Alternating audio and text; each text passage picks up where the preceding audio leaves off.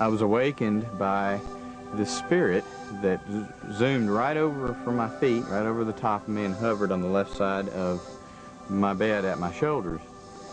It was sort of a glowing, is the best way to describe it. And out of the light, a voice said to me, "Fear not. Sometimes God has to take the best flower in the garden." 32 degrees below zero, the middle of the night, and they just sat on the side of the road with no place to run, no lights in the distance, and realized they were probably going to freeze to death.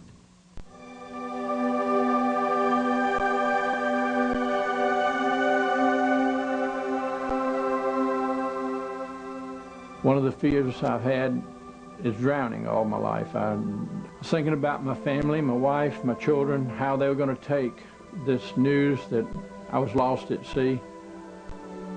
I was crying and she was crying. We were both really scared, and to try to keep ourselves from going too crazy or from freaking out, we started praying and we started singing praise songs.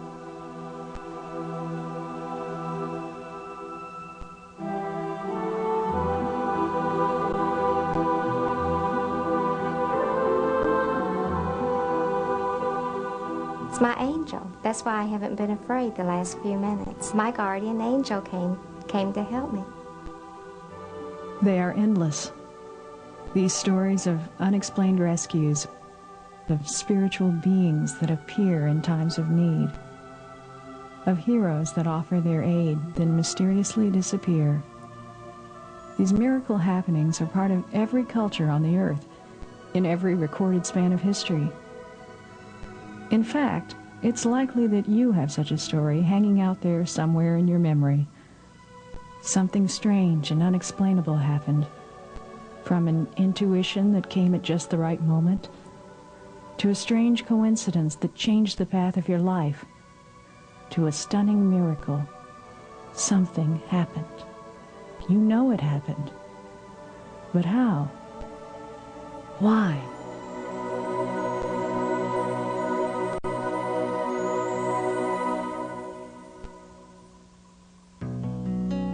My name is Pam Kidd.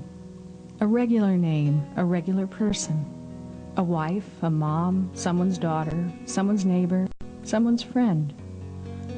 I write magazine articles for a living. One day I told my editor about an unusual thing that had happened to me, which I believed to be an angelic encounter. It led to a research assignment in which I spoke to many people who claimed to have had an experience with an angel. My story begins as a mystery of sorts, an event that took place the night my father died. 3 years passed before this mystery, this unexplained happening, was finally solved. When the solution came, it completely changed my understanding of things seen, as well as things that we cannot see in this strange and wonderful world. This is my story. In it, you'll probably discover a story of your own. My husband David first heard the news over the telephone from a coroner in the town where my father died. Within hours, we were at my parents' home in Chattanooga, Tennessee. We were literally numb with grief. After hours of sitting with my mother, there was nothing else left to do but go to bed. Exhausted, both David and I fell into a deep sleep. During the night, I awoke with a start. Someone was in the room. I was sure of it. I was frightened, but as quietly as I could, I turned my head toward the place where I knew the intruder was standing. I could see nothing but darkness. Yet I noticed something. I smelled flowers. Wonderful flowers, heavy with the sweetness of roses. And then the presence was gone. I slipped out of bed, went to my mother's room, and told her what had happened. She wanted to discover the source of the visitor with the flowers just as much as I did. We searched every room in the house. Nowhere could we find even a hint of the smell of flowers. For some unexplainable reason, through the next difficult days, I was surrounded with a strange sense of peace. Somehow the visitor with the flowers had brought me a very clear message. I was not alone.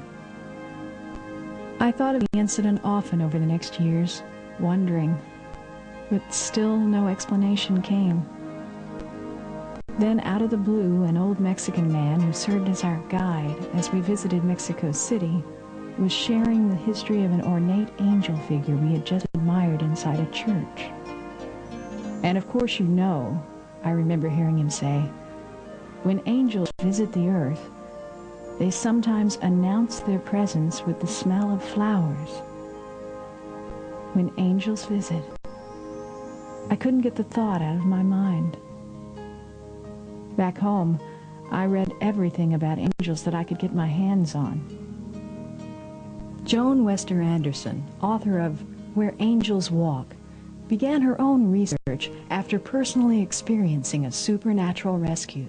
Being a person who was strongly spiritual, I had no bias against angels. It was just that I never really thought of them as getting involved in earth to the extent that I later learned they do. It was kind of a nice thought, but not anything specific to me. I felt if you're going to pray, you just go right to God. You don't need all the rest of this stuff kind of hanging around. And then my son Tim, who at the time was 21 years old, had an experience that kind of changed all that for me. He was coming from Connecticut to Chicago to be with us at Christmas. And of course my husband had called the boys a few days before the journey began to say, don't come because the Midwest is going through this terrible temperature drop. The interstates were being closed because this high wind was blowing the snow and it was very dangerous. And of course the kids kind of laughed. Well, weather warnings are for old people. You know, we're 21 years old, we're invincible, we can get through the mountains with no problem at all. And that's what they proceeded to do, except they broke down outside of Fort Wayne, Indiana, on one of these deserted access roads, 32 degrees below zero, the middle of the night, and they just sat on the side of the road with no place to run, no lights in the distance, and realized they were probably going to freeze to death. And then all of a sudden, as Tim described it to me, there was a tow truck there. They saw this flare of light behind them. They hadn't seen this approach. It was just there. The guy got out. He didn't seem real surprised to see them. He hitched them up kind of without talking much, took them to a place of safety in Fort Wayne, and when they got out of the car and turned around to ask him how much the bill would be, there was no truck there, and there were no tracks in the snow leading away from where the boys stood. Now, when Tim told me that, I got goosebumps, and I said, Tim, I need to know what time that man came. And Tim said, well, that I know for sure. He came at 1:45 a.m. because I had just looked at my watch. Well, at 1:45, I had been standing by the front window saying, God, you've got to send someone. You have to send someone to help the kids. It's Christmas. God, you've got to send someone. I don't normally give God orders, but I was just doing it then with such intensity. That was 1:45. And of course, Tim was still on Eastern Standard Time. So I was left with the realization that at the very moment I had said, God, you have to send someone, God did.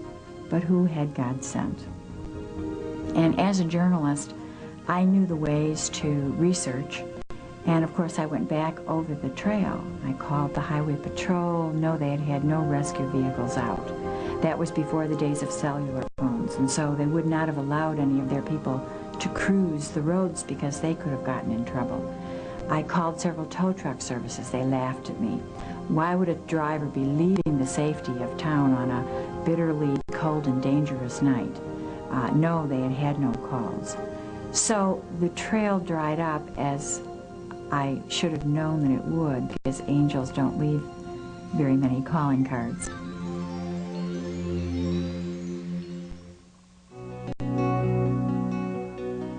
The more I read and the more I researched, the more I discovered similar accounts of people who were convinced that angels had come to them in their time of need. Proof that angels exist? Hardly. comforting? Yes. All I know is that in my own case, someone came into my room the night my father died and brought flowers, not only to soothe my soul, but to convince me that I was not alone in my grief. And over, I heard stories of people whose angelic encounters were accompanied by the fragrance of flowers. Well, this reminds me of a story of a Mississippi woman who was befriended as a sickly child by a loving uncle who later made himself known years after his death to her by overpowering her house with the fragrance of magnolia blossoms, which he had brought to her as a child.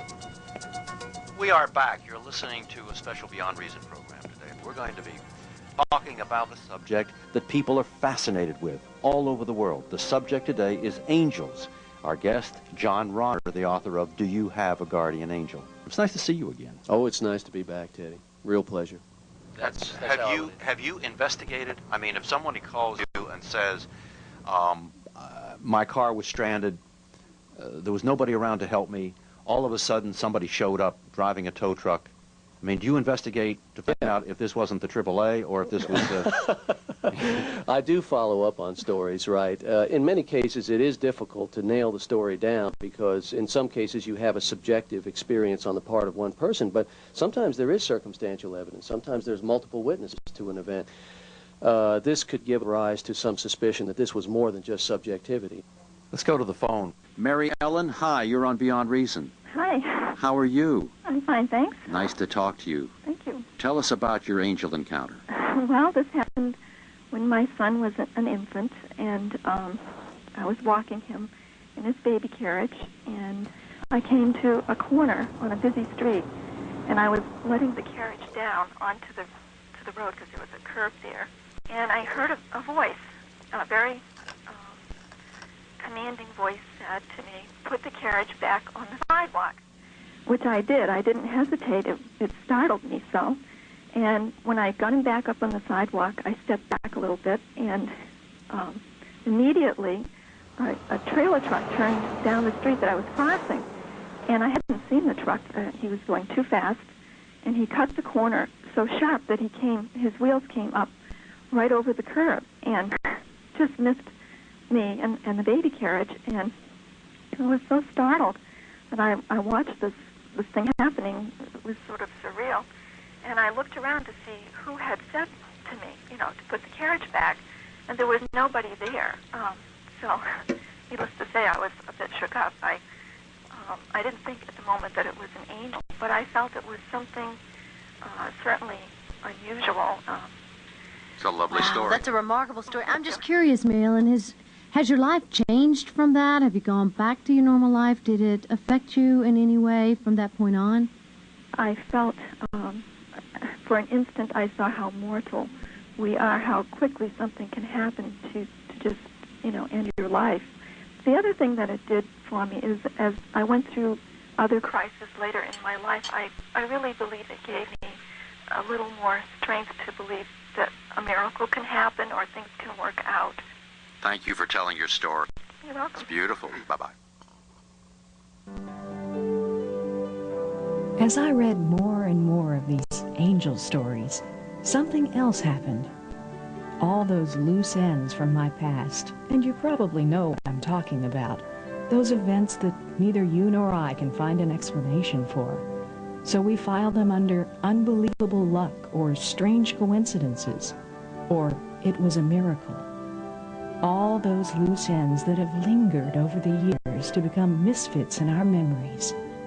These same kinds of experiences kept cropping up in my research as universal angel stories. It was the spring of 1961. I was 8 or 9 years old, and I had gone outside to play on the carport. And through the winter, my parents had cut down a number of trees on our property and had stacked the wood on our carport, creating a large wood pile. And it stood probably 7 or 8 feet from the ground. So I climbed up on the wood pile to play. And as I climbed up on the wood pile, I lost my balance and began to fall over backwards, head first, off of the back of this wood pile. And strong hands came up and literally pushed me back up on top of that wood pile and kept me from falling. And when I turned around, I expected to see my mother or my dad, that they had been behind me and had seen me begin to fall and had run to my rescue to keep me from hurting myself. But when I turned around, there was no one there. A helping hand out of nowhere. Joan Wester Anderson interviewed a prominent businessman who also received a helping hand in his time of desperate need. Donald Spann was one of the people that wrote to me after the publication of Where Angels Walk. I loved it because it had all the elements of a good angel story in it. It showed people, I thought, that no, angel experiences don't just happen to saints or people who are on their knees all the time. They happen to ordinary people, people whom God is calling. And that was a call for Don. So he fell off a boat. He was not wearing a life preserver. He who preached safety to all of his employees with a vengeance was out on a craft without wearing a life preserver of his own. He was the only passenger in the boat. It was his boat, and his driver continued on, not realizing that Don had fallen out of the back of the boat. And if any of you listening to me have been around the ocean, you know that's serious business.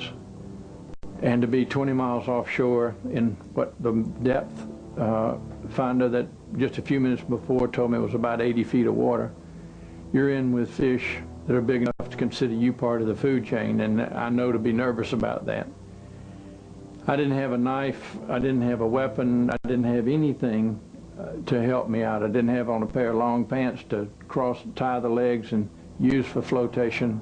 I've been out there, I don't know, I'm going to say 45 minutes. I was thinking about my family, my wife, my children, how they were going to take this news that I was lost at sea. And when Don realized that he was probably going to drown, one of the first things he did was pray. It's such a temptation to say, God, if you'll just get me out of this jam I'm in right now, I'll be a good boy the rest of my life. I realized that's bargaining with God, and I couldn't do it no matter if I died, and I was totally desperate. I still could not bargain. And so I prayed to God, if as thy will, if I'm allowed, may I have your permission, God, that I get just 1 foot on the sandy beach. And then if I fall over dead, that's fine. But please don't take me this way, if I may ask. And then there was an element that I don't find in too many of the stories, but I think it occurs more than we know. And that was Don ran into the darkness. He had a temptation in the water. He had a voice come that was not a heavenly voice, and he knew it. And then suddenly this same voice came back the third time, and it was angry. It was a higher pitch, and it was right in my right ear and echoing, and this voice said, call my name again, and it called John T.'s name for the first time. It said, Don, John T. is not going to come back. That he's not going to turn around. And I knew that was wrong. I knew he would at least turn around when he missed me. He would not go on to Fort Lauderdale and report me lost at sea. He would turn around, and I knew that was not the truth. So it made me very angry. And when he told me to give up, this was the third time, to give up and slide on down, it wouldn't hurt, I kind of looked up over here and I said, look here, I've told you that I'm going to swim all day and all night. I said, if I'm 10 feet under the water, I'm still going to be moving my arms and legs. I said, you got that, fella? And at that point, I was embarrassed because I realized I was talking to a voice. I'm by myself out there.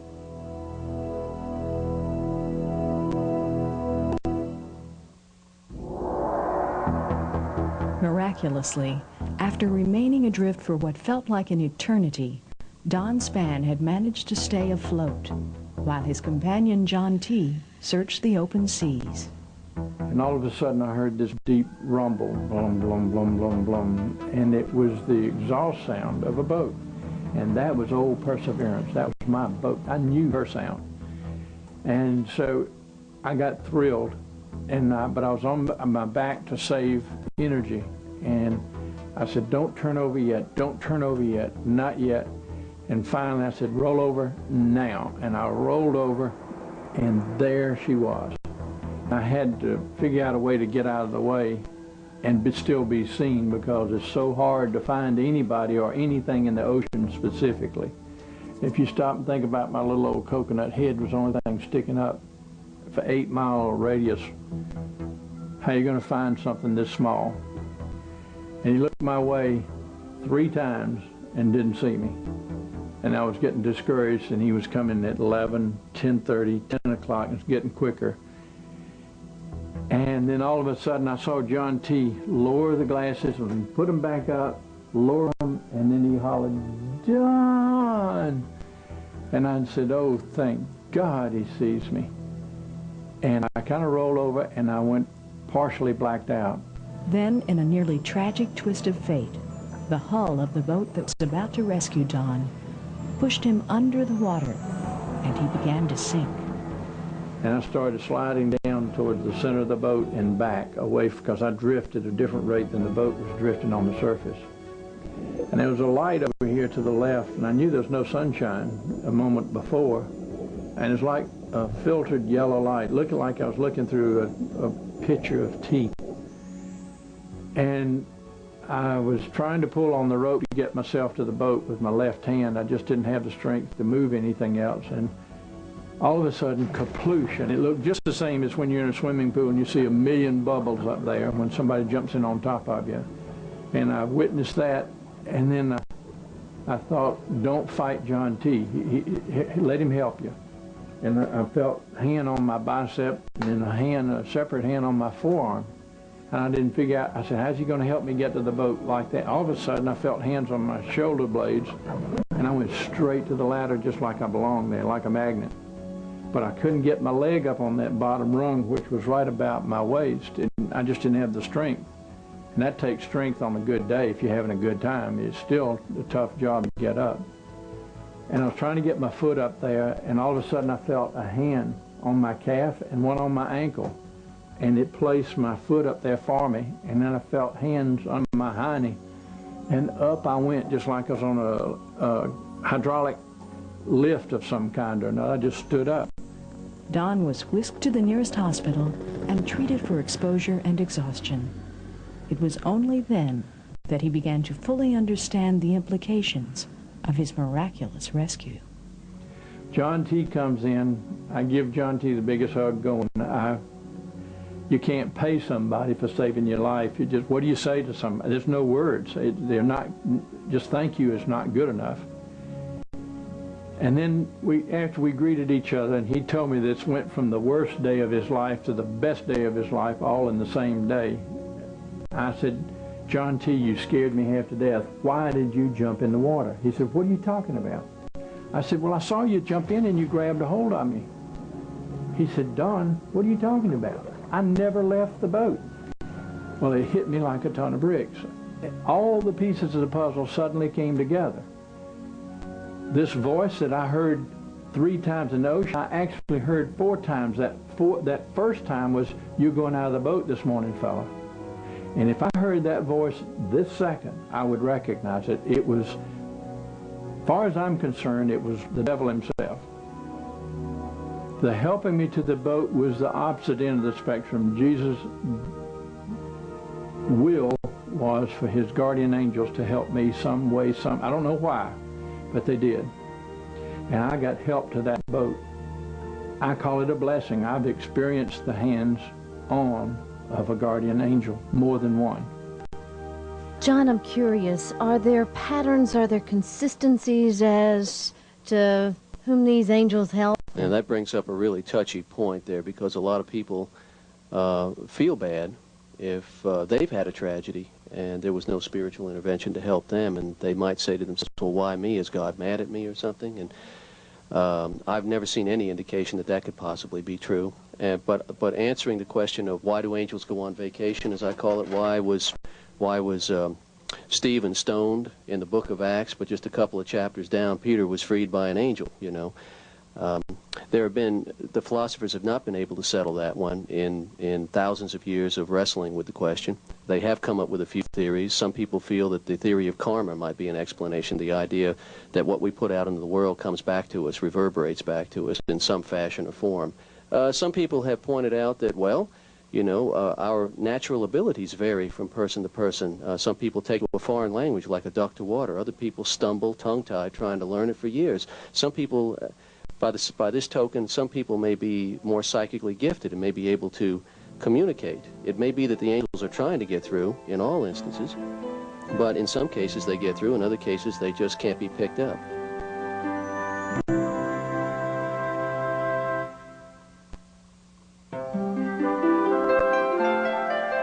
People say, well, what makes the difference? Why do angels come sometimes and not others? Well, I don't know.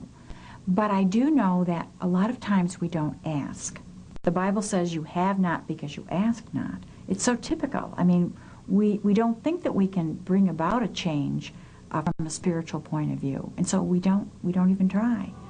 Jocelyn Vale and a friend found themselves stranded on a mountaintop in Uruguay. And they did ask for help. We had been up there for, I guess, a couple of hours, and we looked down and saw that the bus that had brought us there, along with the rest of our group, was pulling off. And it was leaving. We didn't know if they had left anybody there to find us. We didn't know if they even knew that we were there. And it was at this point that we both really panicked. I was crying and she was crying. We were both really scared. And to try to keep ourselves from going too crazy or from freaking out, we started praying and we started singing praise songs. So we tried just climbing down for a while, and that got to be too hard. And so what we would finally do is just place ourselves between two boulders, kind of on the ground, and kind of scoot forward a little bit, like a kid on a slide, and push ourselves forward some. And that worked. It was getting us towards the bottom. And, you know, so we were relieved. We finally had something, you know, some way that we were going to get to the bottom.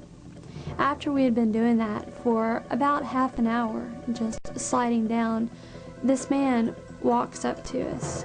He was a young man.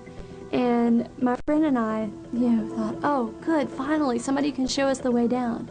And so we're yelling, ayuda, ayuda, and pointing down. That was the one word we could think of in Spanish. It means help.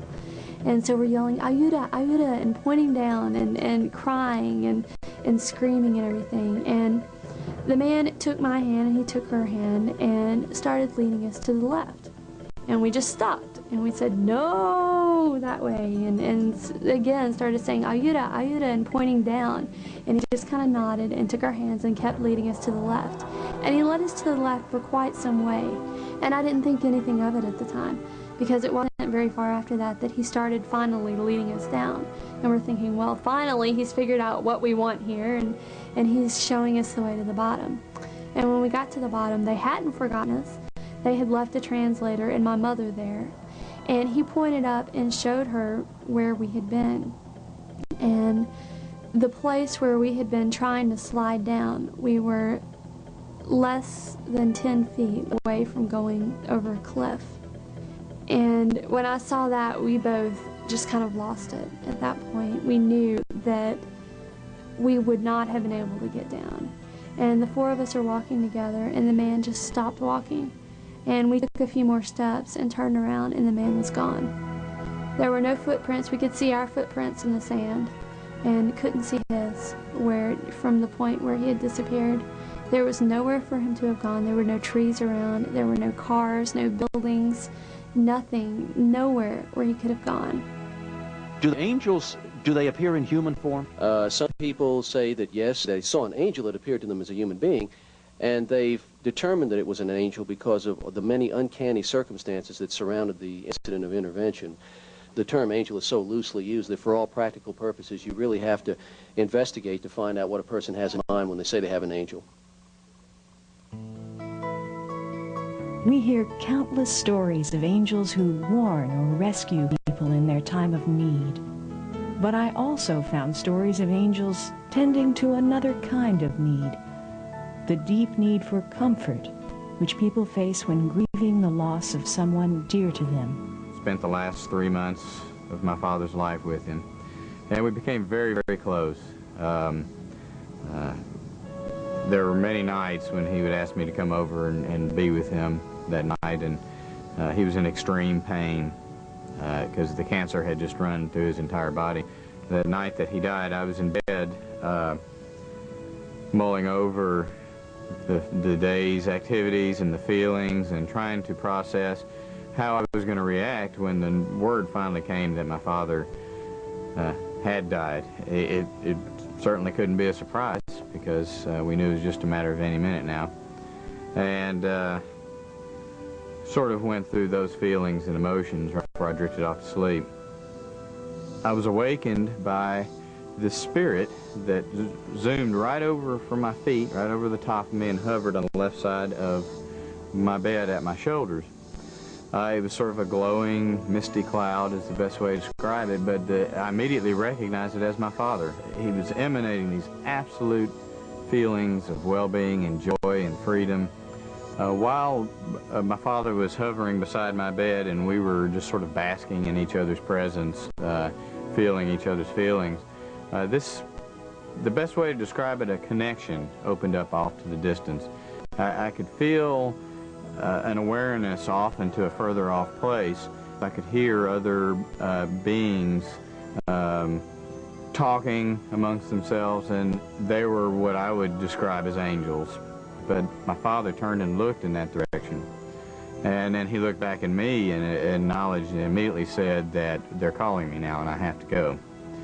And when he said that, there was more than just that. There was this complete sense of mission and understanding of that he had of where it was he had to go next, and that he had to go with these beings, and it was time for him to proceed to this next realm.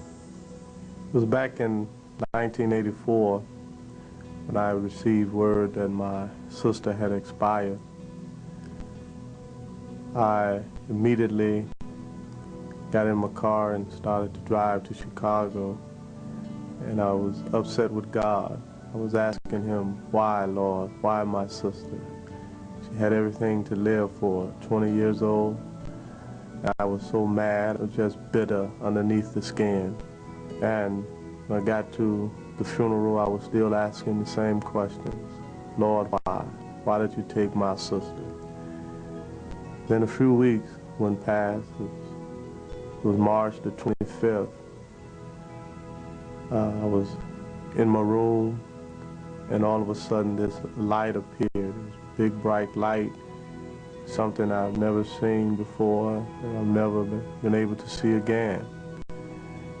And out of the light a voice said to me, "Fear not, your sister is in a better place." And the voice said sometimes God has to take the best flower in the garden.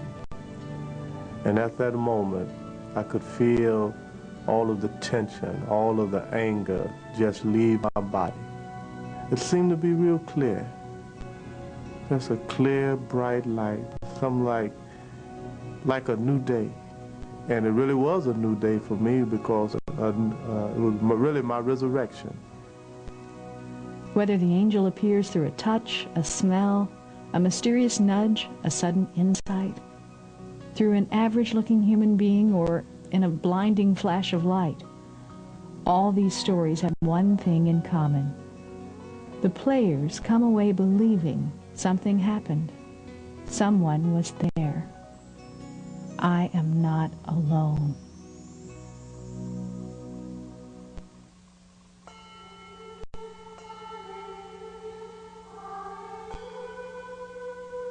According to all the great and lasting religions of the world, angels have been with us from the beginning of time.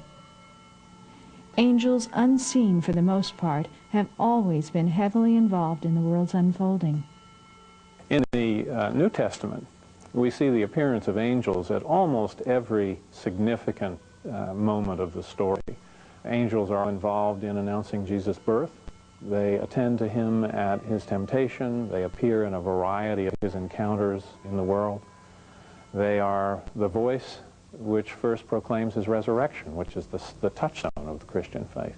Judaism, being the oldest of the Western religions, has gone through a whole series of changes from the biblical time to modern religious belief as far as philosophy and theology are concerned. But the concept of angels has always been a presence no matter what period of time you study or what period of liturgy you appreciate within Jewish life.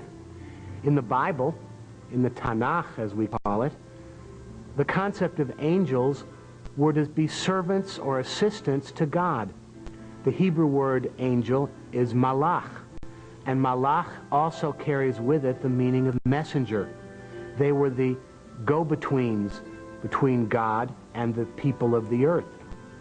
There were two angels in the earliest biblical tradition whose power and authority have never been questioned up until modern times. And these were the archangels, as they're referred to, Gabriel and Michael. Even their names are Hebrew words. Michael meaning, in Hebrew, Mikael, who is like God.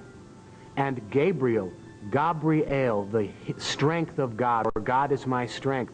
These two figures had amongst their other responsibilities the privilege of praising God. In Islam, we have what we call the articles of faith. We believe in the oneness of God, believe in the prophets, the books, the messengers, and the angels.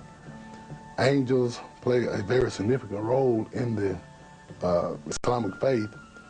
We learn in the Holy Quran, Jibreel, which means Gabriel in Arabic, he brought the Quran to the Prophet.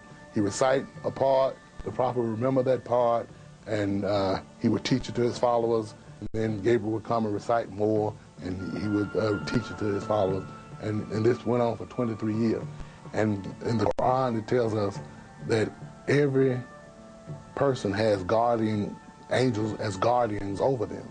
And they write down every deed that they do. Make sure you do the right thing and say the right thing, because you will receive a book on the day of judgment, and that book will have every deed that you have ever done in it. So do be careful.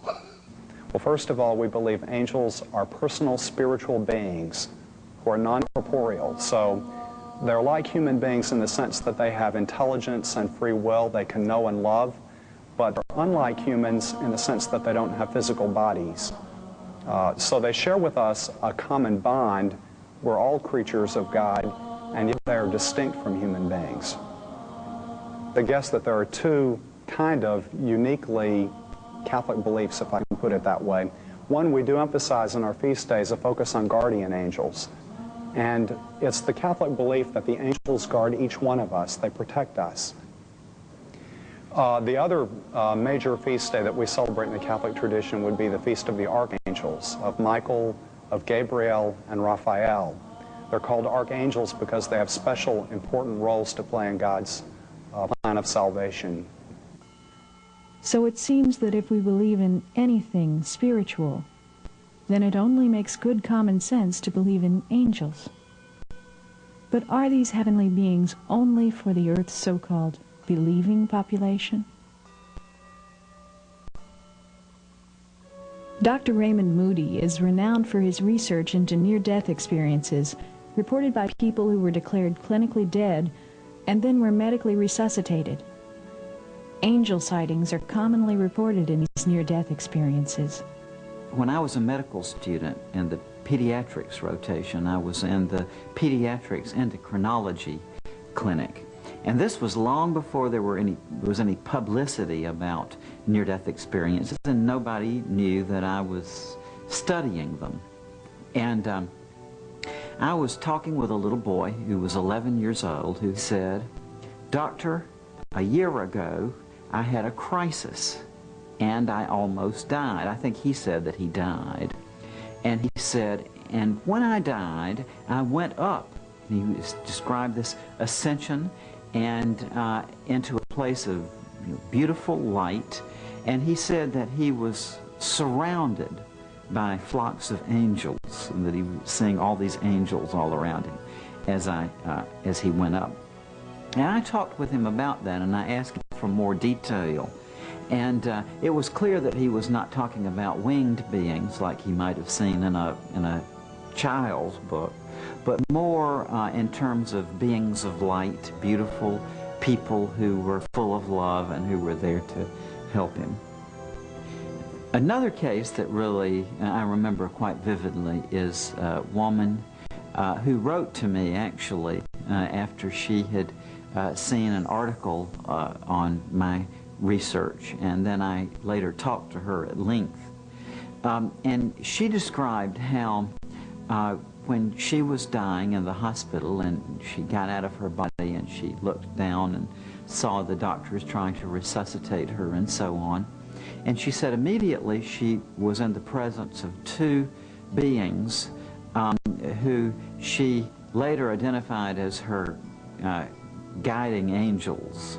And I thought this was particularly interesting because this woman came from a Protestant background, and the notion of a guardian angel was not something that was in her religious tradition. But she said that even though she had never seen these people, that she had a sense of great familiarity and warmth and love from them. And there was this slight buzzing at the ear, and I felt myself pop out of the body. I don't know how I came out, I was just suddenly out of the body. And I sat down on the head of the bed a minute to look around. Then I felt myself float up to the ceiling, and I was looking down, and he said, "She's gone." And I couldn't believe it, and I thought, well, who's gone? And I was trying to look down to see. And I felt presences with me. Guardian angels is what they were, but I called them guides. And I remember her mentioning to me that at times of stress after that, when things didn't go quite right, that she would always go back in her mind and heart to that point and to think about those people that she had been there with.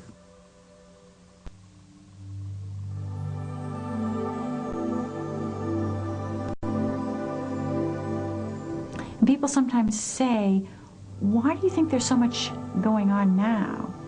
Well, I don't know, maybe there is an end of an era coming. But I have kind of come to the conclusion that there's a lot of spiritual activity going on now, both the negative and the positive, because we see every kind of depravity that there is right now, and many accepted as just routine. But yet at the same time, we're hearing all these magnificent encounters and people's moments of grace. I think I've been touched by a heavenly presence. I'm beginning to understand that God loves me. My child seems to be so aware of spiritual things. There is an angel that you can connect with, that will talk to you, that will allow you to be positive. You don't have to give up on life just because you had a bad experience. It's been very comforting to think that there is a presence that is with me and can be there and help me even when I don't know to ask for help myself. And to realize that there are angelic beings as well as other previously deceased relatives or friends that in some way can help us through this thing called life. It's exciting. It's what's next. That was an angel. That was an angel, and I really believe that it was. Even if it's not what people, even if somebody doesn't believe that it was actually an angel from heaven, I believe that it was definitely someone that God sent. If nothing else, it's as close to scientific proof I'll ever have, is there something between worldly as we know it and heaven as we envision it. I say there's something in the middle called guardian angels. And now that I have 3 children and a husband that I love very much, it's also very comforting to know that if that presence is here for me, then it's also available for them. And so the angels seem to tell us we are not alone. Are they not messengers sent by a supreme being, offered as protectors, as guides, as benefactors, whose only earthly purpose is to care for us?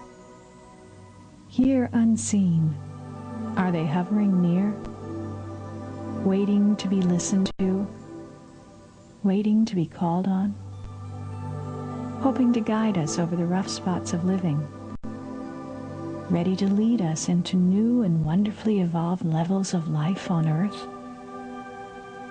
And yet, we've barely scratched the surface.